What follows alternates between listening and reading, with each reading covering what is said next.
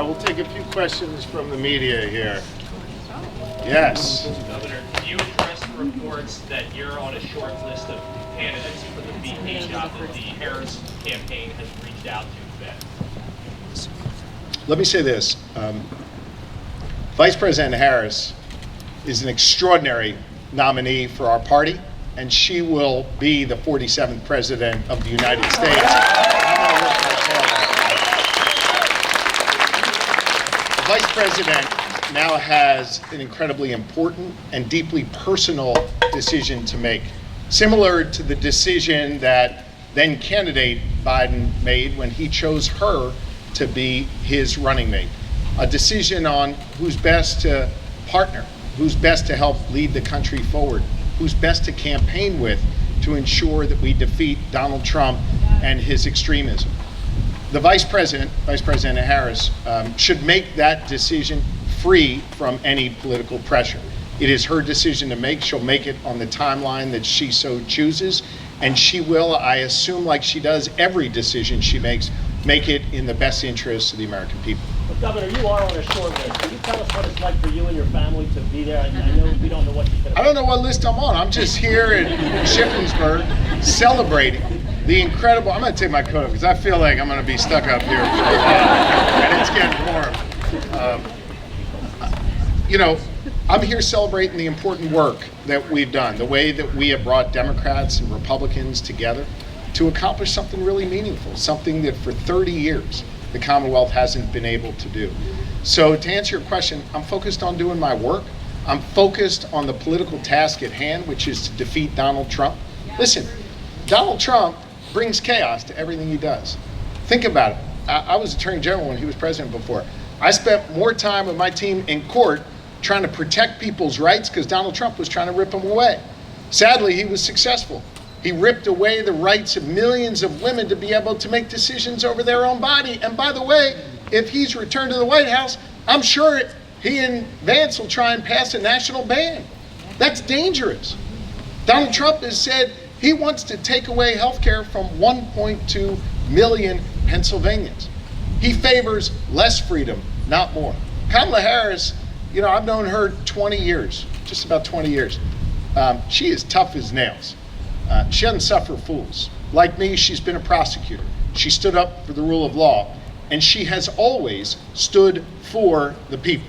Donald Trump has spent a career screwing over people, and I'm going to do everything in my power as the governor of the Commonwealth of Pennsylvania to stand up to his extremism and to deny him the keys to the White House once again.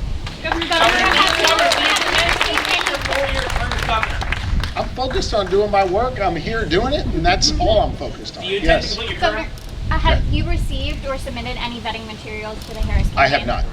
Governor Josh Shapiro, you say that Kamala Harris is definitely bringing a lot to the top of that ticket. Regardless of you, what does she need to be looking for in a vice president to win over the majority of Americans for November? That's a deeply personal decision for her to make. Listen, she went through that process with then candidate Biden.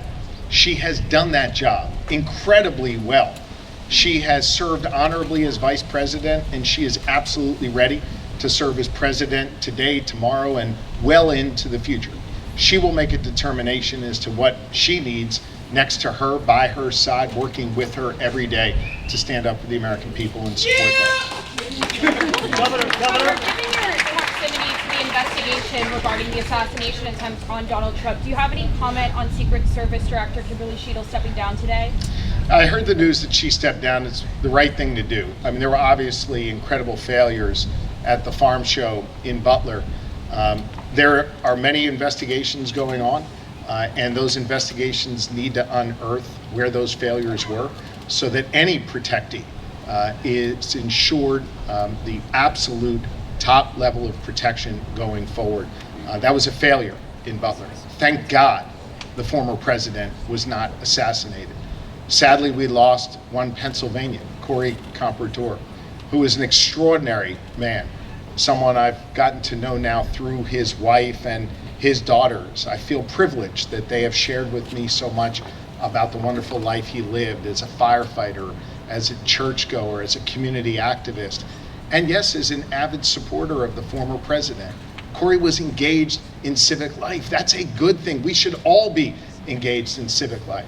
And of course, we continue to pray for the 2 Pennsylvanians who were wounded that day, who were in critical condition and now understand in more stable condition. What happened in Butler was an absolute failure, and there needs to be answers as to what went wrong, and I think her resignation is an important step in that process. Governor, for clarification on her question, did you say that no paperwork has been submitted to vet you as a vice president? Correct. There's reporting out there that suggests otherwise, and that's why I'm I asking. just answered you, yeah. Okay. So you weren't asked to submit paperwork? How many times are we going to ask the same I question? can ask I you. was not asked, and I have not submitted paperwork.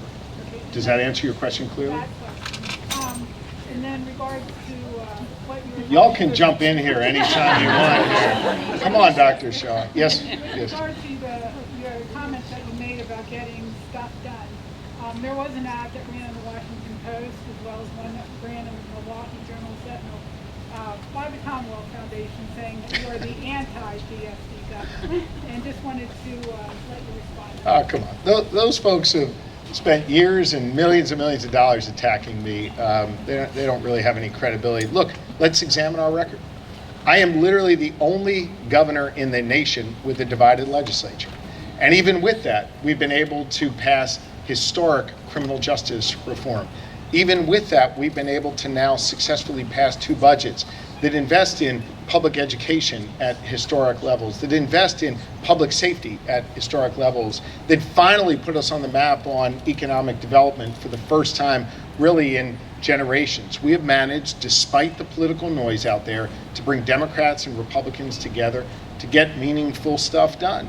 I think literally last week I must have signed close to 30 bills into law, the product of bipartisan compromise. I'm going to continue to do my job, bringing people together to get stuff done and ignoring the noise of partisans who seek to only inject more division into our conversations. Right, I have time On for the one eve more. of this event, talking about a new chapter for higher education, the chancellor of the state system, of course, announced he's stepping down. Yeah. What should we make of that, and is that a setback to this new? No, I think it is a personal decision for Dan. He's done an outstanding job. We are grateful for his service. I'll have more to say about his service as we approach his retirement.